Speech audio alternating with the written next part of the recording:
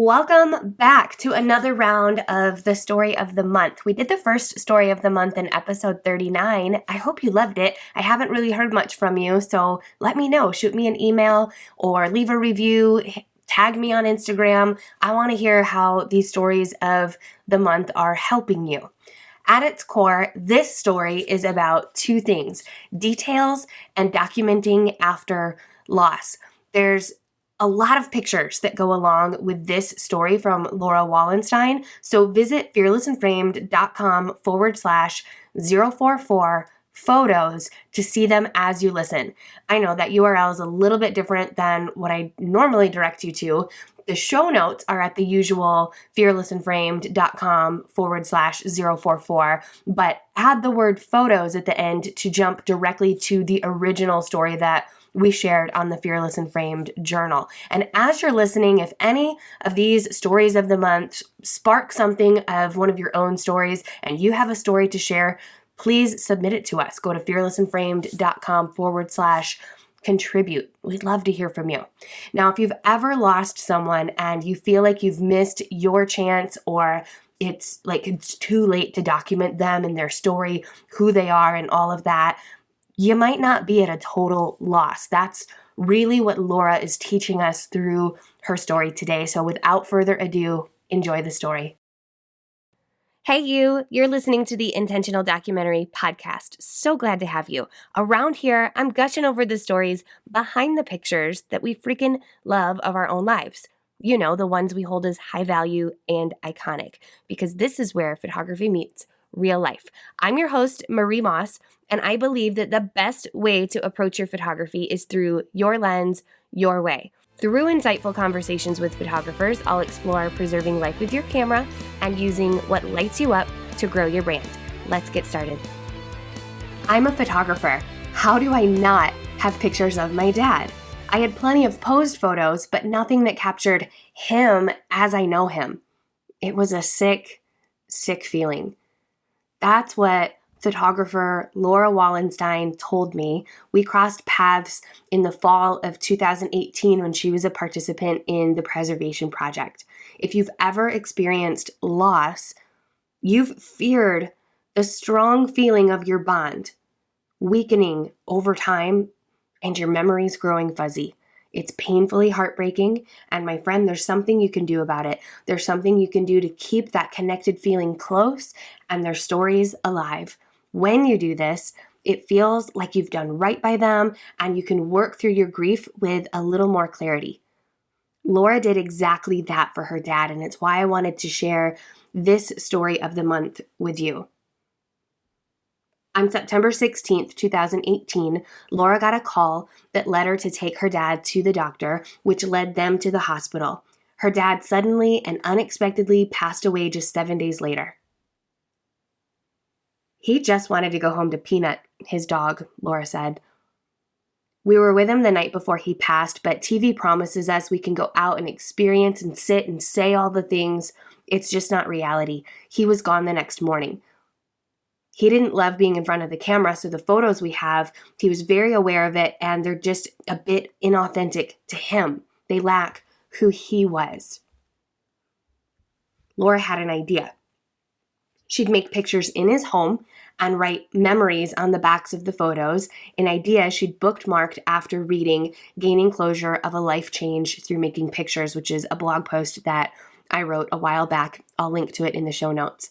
And then it was like all the stars aligned, and the Preservation Project, an invitation to the Preservation Project, landed in Lora's inbox, and she told me she felt like she had to participate just because of just this divine timing, and she did. She signed up.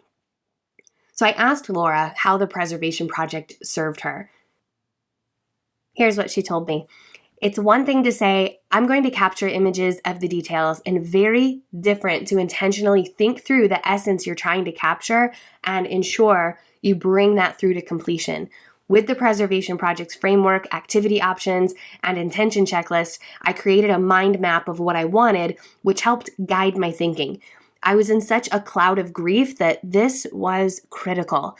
The emotions of grief overtake all logical thinking. If I'd not started here, I would have gotten lost in the emotions of cleaning out my dad's house. This gave me purpose, including planning what I'll do with it. My purpose, to capture my dad without him actually being in the images, thinking about sharing who he was with my kids in the future, as they won't hold on to many of their own memories. I had a vision of a box I could pull out that would inspire me to tell stories about my dad.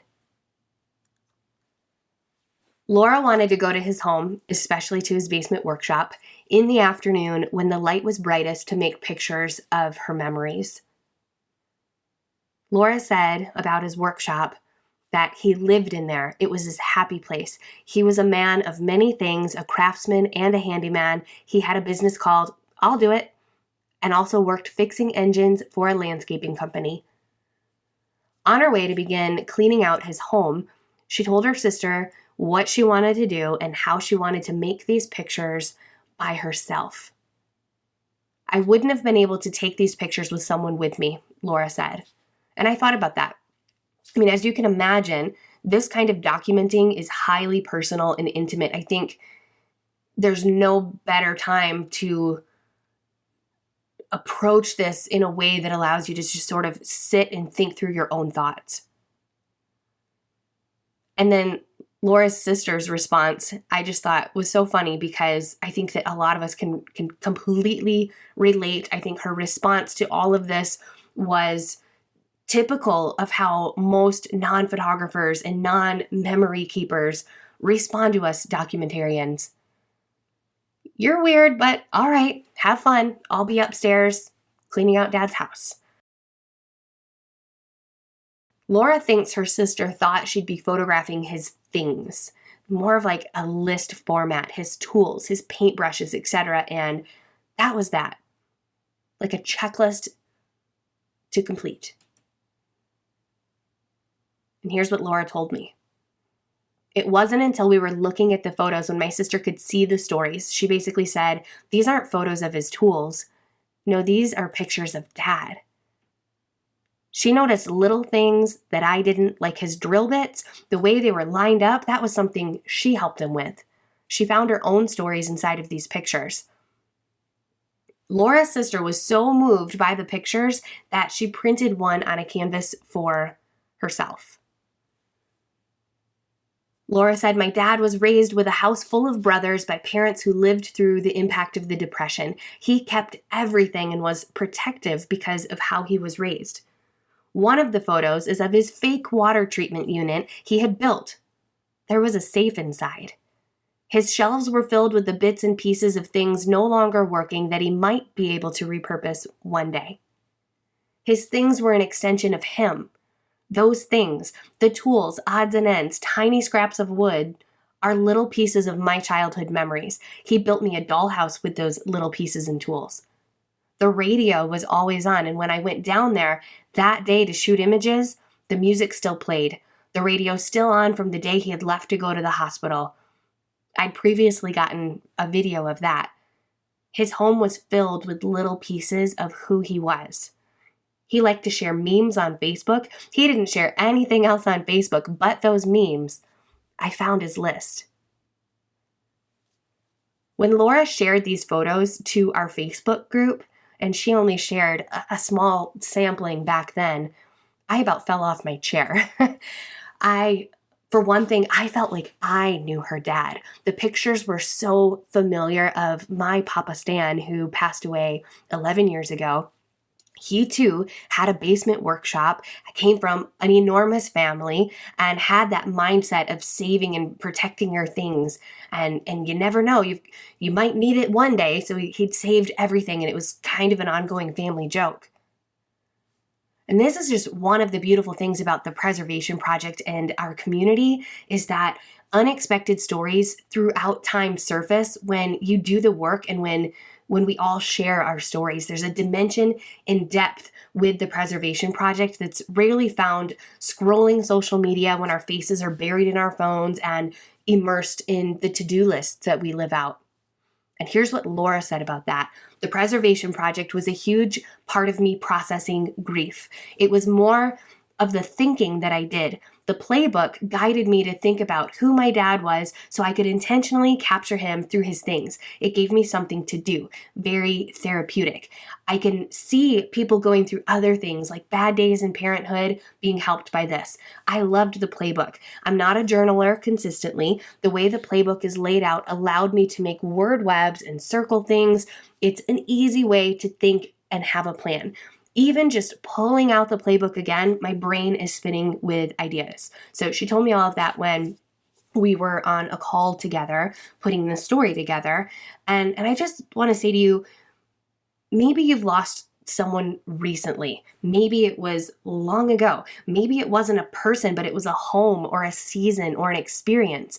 No matter what your loss looks like, you can give the stories and the impact that they made on you new life. It's not too late. Maybe it's not in photographs like Lora did. Maybe it's in another photograph or another format, Either way, we've got this tendency as documentarians to document what's happening in real time to remember. But what an opportunity we miss when we only pay attention to the here and now. That's important too. Don't get me wrong. I'm not saying don't do that. But if we only pay attention to that, there's definitely things that can slip through the cracks.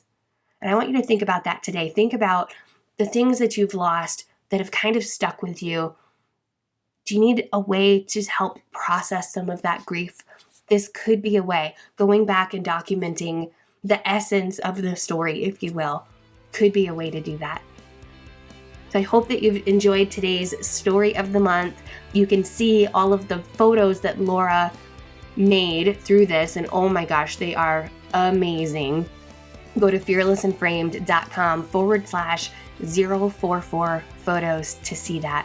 Next week, I've got an amazing conversation with Latoya Dixon-Smith, and we're talking all about systems for photographers. And if you're not a photographer, but you have a creative business, this will for sure be effective for you as well.